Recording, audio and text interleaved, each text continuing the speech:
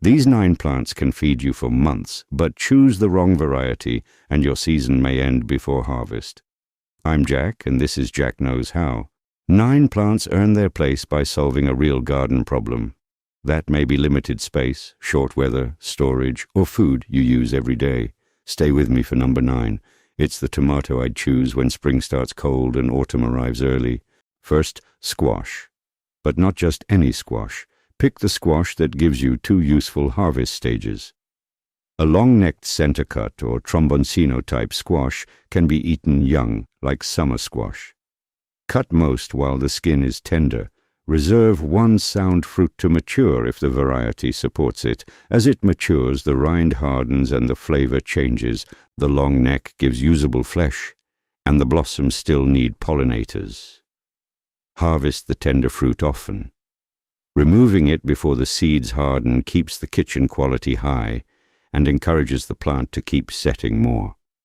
This vine can travel, so give it room or a strong support. Small fruit can hang on a sturdy trellis. Heavy fruit belongs on the ground or needs a sling. The leaves can do another job. Use the canopy as movable afternoon shade only if the vine will not smother the greens. Guide it over arugula or lettuce when summer heat arrives. That isn't magic companion planting. It's simple garden architecture. If you used row cover early, remove it when flowers open so bees can reach them. 1 plant, 2 harvest stages, useful shade, and a living roof, that's a good return on space. Plant number 2 is the tomato for a thick slice, Cherokee Purple. A slicer earns space for a flavor the shipping system cannot prioritize. Cherokee Purple is the slow, generous slicer, dark shoulders, soft flesh, deep tomato flavor. Put 1 slice on toasted bread with salt and you'll understand the appeal.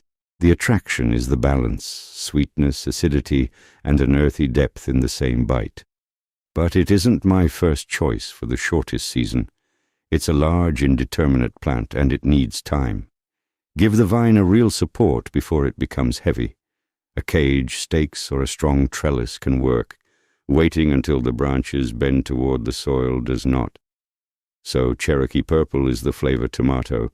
Number 9 will be the time-saving tomato. That's our first loop, and we'll close it before the end. Plant number 3 is kale. Kale belongs in the cool part of the calendar. It keeps giving leaves when heat-loving crops slow down, and the flavor is often better without heat or drought stress. Dazzling blue is easy to read. Flat leaf, blue-green surface, purple rib. It looks good in a bed or container, and the flatter leaf makes inspection easier. Harvest the larger outside leaves and leave the growing point intact. The plant can continue producing from the center, giving you several smaller harvests instead of 1 cut and finish crop. Turn a leaf over. If aphids cluster there, knock them off with water and check again. Repeat after a few days if needed. On a flat leaf, insects have fewer deep curls where they can hide. Can kale stay all winter? Sometimes. Cold tolerance is not guaranteed winter survival. In a mild winter or under protection, let a healthy plant flower for early pollinators. The yellow flowers are edible too when the plant is correctly identified and safely grown. In severe cold, enjoy the leaves and treat spring flowers as a bonus. Now the crop that rewards good notes, garlic. Garlic rewards 1 season of notes: type, planting date, and harvest date. Add bulb size and storage life after harvest. Your best choice depends on winter, timing, and whether hardneck or softneck suits the site. If one type makes beautiful bulbs but sprouts early in storage, record that too. A slightly smaller bulb that stays firm for months may be the better kitchen crop. Why persist? It moves from one bed into months of meals. You harvest once, then reach for a bulb again and again. Here is the storage rule people often reverse: cure first, clean later. Do not clean it for storage until the neck and wrappers are fully dry. After harvest, protect bulbs from direct sun and rain. Lay them on racks or hang them in shade with good airflow. When the neck and wrappers feel dry and papery, trim the roots. Cut the neck if you aren't braiding soft neck garlic and brush away loose soil. Remove only a loose, dirty wrapper. The dry layers protect the cloves. Store cured bulbs somewhere cool, dry, dark, and ventilated. Under good conditions, hard neck may keep up to roughly 6 months and soft neck up to 9. Variety, curing, humidity, temperature, and bruising all change the result. Save the lesson, not an unproven bulb for planting. Repeat what performed well in your garden because storage is part of the harvest. 4 plants in, we've used 2 harvest stages, cool weather and pantry life. Next comes a different strategy, many small fruit. Plant number 5 is Biquinho pepper. Biquinho, little beak, gives small red, yellow, or orange fruit. The group is popular in Brazil for its aroma and compact pointed shape. The plant itself carries small leaves, tiny flowers, and many little fruiting points. That makes it easy to inspect, and the ripe colors stand out clearly against the foliage. Some are sweet, some mildly hot. So read the seed description and taste one cautiously. Don't assume every packet gives the same heat. Once you know the plant, snack, pickle, cook, or sauce it after you know its heat. Small fruit can mean many individual picks, not automatically more total weight. Instead of waiting for one large bell pepper, you can collect a handful of little beaks whenever the kitchen needs them. Cover can help a young plant settle in and stretch the warm season. A cover can buy time, but peppers remain frost tender. In a mild coastal garden or protected structure, harvest may continue late into autumn. In colder gardens, watch the forecast and pick ripe fruit before frost. Start early indoors if your summer is short. So the honest promise isn't a winter pepper everywhere. It's a distinctive pepper that keeps producing while warmth lasts. Plant number 6 is pole beans. The ground may be full, but the sky is still empty. Put the support in before the roots occupy the soil. Use an arch, tall panel, poles, or strong netting, then guide the first runners. Once vines find the structure, they climb largely on their own. A bean tunnel is attractive, but it also puts pods at hand level. Here's the easiest harvest trick in this list. Color is a harvesting tool. Purple and yellow pods stop hiding. Trionfo Violetto gives slender purple pods. Gold Marie is a flatter yellow Romano-style bean. Pick them while tender before the seeds become hard and swollen, and harvest regularly to encourage a longer picking window. Pole beans keep sending vines and flowers through the season, so a quick harvest every few days matters. Mist pods become coarse. Visible colored pods make that routine faster. The purple disappears in the pan. The picking advantage remains in the garden. The color helped you find dinner before the pod turned tough.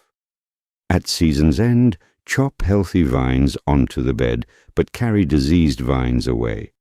Healthy residue can cover soil under mulch. Diseased residue may carry trouble into next year unless it is handled in a reliable hot compost system. We've used width, height, cool weather, and storage. Now we need useful weight. Plant number 7 is the potato. Potatoes convert a modest bed into useful, storable food. They can grow in the ground, a raised bed, or a large container with enough soil and drainage. Choose the method that fits your space. Grow bags simplify harvest, raised beds offer loose soil, and in-ground rows are efficient when you have room. All 3 still need the same basic care. Use certified seed potato, keep at least 1 eye per piece, and cover it 3 to 5 inches. Small whole seed potatoes are easiest. If you cut a larger one, 2 eyes are better, and let the cut surface dry before planting. Here is the correction that matters. Do not ignore water while tubers are swelling. Dry soil during enlargement can reduce the crop and contribute to misshapen or hollow potatoes. About 1 inch of water a week, including rain, is a useful starting point. Sandy soil may need more frequent watering. Check below the dusty surface before deciding. Hill 1 stems grow so shallow, tubers never see light. Pull soil around stems when they are about a foot tall, then repeat as needed. Light can turn exposed tubers green, and green potatoes do not belong on the plate. Mulch helps hold moisture, but it does not replace the moisture check. When tops decline and the crop is mature, loosen the soil and lift gently. One stem revealing a cluster below is the buried treasure moment. Easy does not mean forgotten. Moisture, hilling, and clean seed do the work. Plant number 8 is a group, culinary herbs. Begin with the 3 herbs you buy most often. Choose for your kitchen, not for the prettiest seed packets. The advantage is measured with scissors. Snip 5 stems for dinner and leave the rest alive. Nothing wilts in a half-used plastic bundle at the back of the refrigerator. Basil, cilantro, dill, and summer savory are usually grown for one season. Chives, thyme, sage, French tarragon, and winter savory may return where climate and drainage suit them. A mixed bed can also hold parsley, green onions, chamomile, or pineapple sage. The list matters less than one question. Will you actually cut this herb for food or drink? Summer savory is the annual, tender, peppery, and easy to sow again. It works well with beans, vegetables, and slow-cooked dishes. Winter savory is perennial, but local winter and drainage decide whether it stays evergreen. It is stronger and woodier, and it needs a well-drained site. An herb bed earns permanent space because it changes ordinary meals almost every day, even when the harvest basket is otherwise small. Now, the promised answer. When the season is short, switch the tomato job from giant slices to early clusters. Plant number 9 is the cherry or currant tomato. Cherry types often reach first harvest sooner than beefsteaks. When spring is cold or autumn frost arrives early, that difference can decide whether you eat ripe fruit or carry a box of green tomatoes inside. Black cherry and chocolate cherry bring dark color and full tomato flavor. Their clusters are easy to see and manage. Currant tomatoes trade tidy growth for many tiny fruit, give the sprawling vines support and room. Large trusses offer one more advantage near frost. Instead of collecting every tomato separately, you can cut a manageable cluster, carry it indoors, and monitor the fruit together. Before frost, take fruit indoors only once it is mature green or starting to pale. Full-sized fruit with a lighter green, whitish, or pink hint has a reasonable chance to ripen. Hard, dark green, immature fruit may never develop good flavor. Cut a manageable truss or pick fruit individually. Keep it at room temperature in a single layer, with space between fruit, and check regularly. Warmth matters more than sunlight. Remove anything that begins to rot. That closes the opening loop. Cherokee Purple is the flavor tomato when time allows. Cherry and currant tomatoes are the insurance policy when the calendar is less generous. I promised 9, but calendula is the bonus. Pollinator color and edible petals from safely grown plants. Use petals only from correctly identified calendula that hasn't been treated with an unsuitable pesticide. Orange flowers have also been used in laying hen feed to deepen yolk color. That changes pigment, not egg nutrition. Which of the 9 has earned permanent space, and which one is on trial next season? Tell me below. This is Jack Knows How. Let's make every square foot earn its place.